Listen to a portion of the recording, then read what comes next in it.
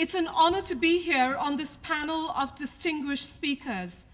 I speak today as an educator, as a Cal alumna, and as a Californian. We are here to discuss the crisis that public education in California faces.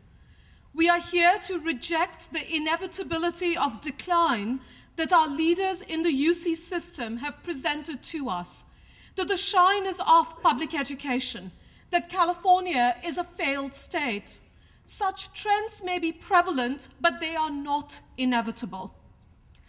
In a meeting on October 16th with student reporters, UC President Mark Yudof noted, I quote, that an avalanche of words is not going to solve the financial problem. What we have seen in recent months is not an avalanche of words, it is an avalanche of action. Without such action, our libraries would not be open on Saturday. Without such action, President Yudof would not be at Sunnyside High School in Fresno announcing Project You Can. I promise that's what it's called.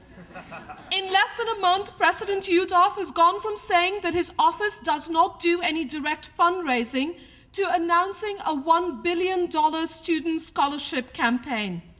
I don't know if President Yudof can, but yes, we can. An avalanche of action. President Yudof cannot remember where he was on September 24th, the day of the UC walkout. I remember clearly where I was.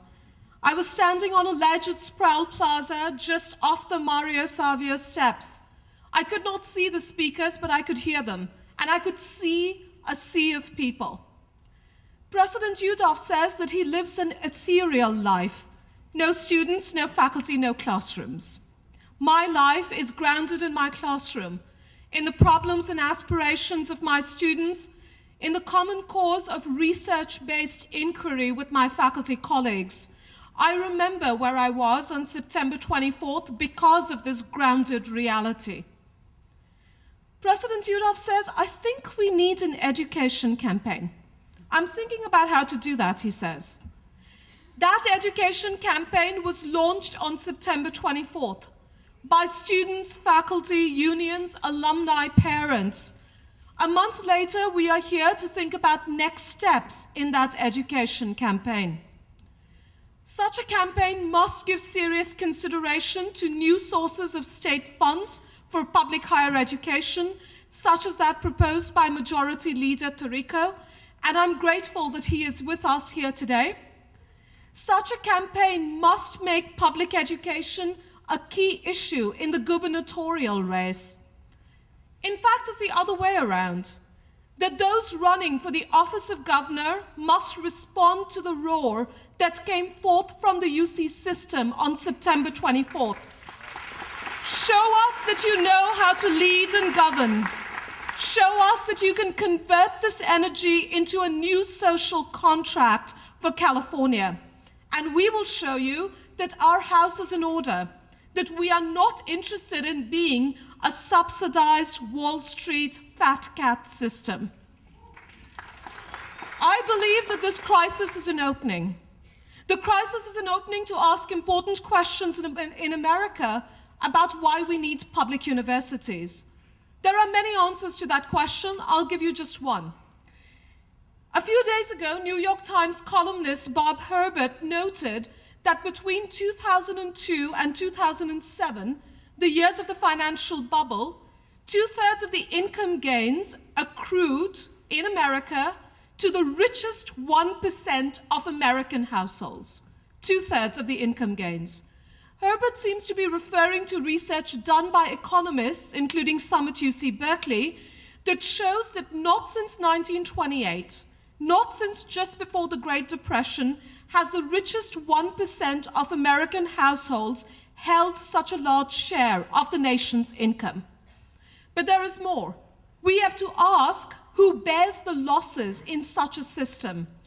Between 2007 and 2009, as a financial Katrina swept the country, the losses were borne by ordinary Americans, by upper middle class, and low-income families, by everyone not in that 1% bracket. We live in a country where profit is highly privatized and accrues to only a few, and where risk and ultimately losses are socialized, in other words, borne by the many. In such a system, one does not need massive redistribution to effect justice.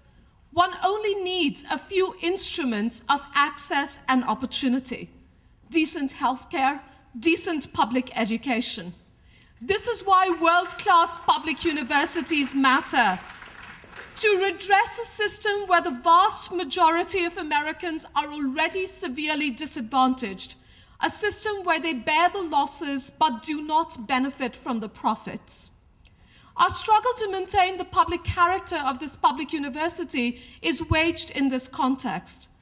A recent analysis by Robert Meister, president of the UC Council of Faculty Associations, shows how this public character is threatened by a financial model being implemented by the UC Regents, whereby student fees are pledged as collateral for UC construction bonds.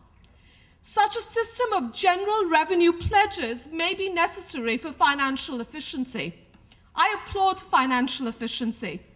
But financial efficiency cannot be the only bottom line for a public university, or for that matter, for a world-class research university. Meister asks us to think about how student families are affected, that the median student family is taking out more and more loans at high interest rates to afford these fees. These high fees, an increasingly important component in UC's general revenue pledges, allow UC to maintain high bond ratings and procure cheap credit. It means that UC is shifting the burden of financial risk onto students and their families. Will students benefit from what is being financed and built by these bonds? Will they down the road not only bear the risk, but also the losses? How does the system add to the crushing burden of household debt that ordinary Americans already now carry? These are the questions that we must ask in the face of proposed fee hikes. This is the roar that the UC Regents must hear on November 18th.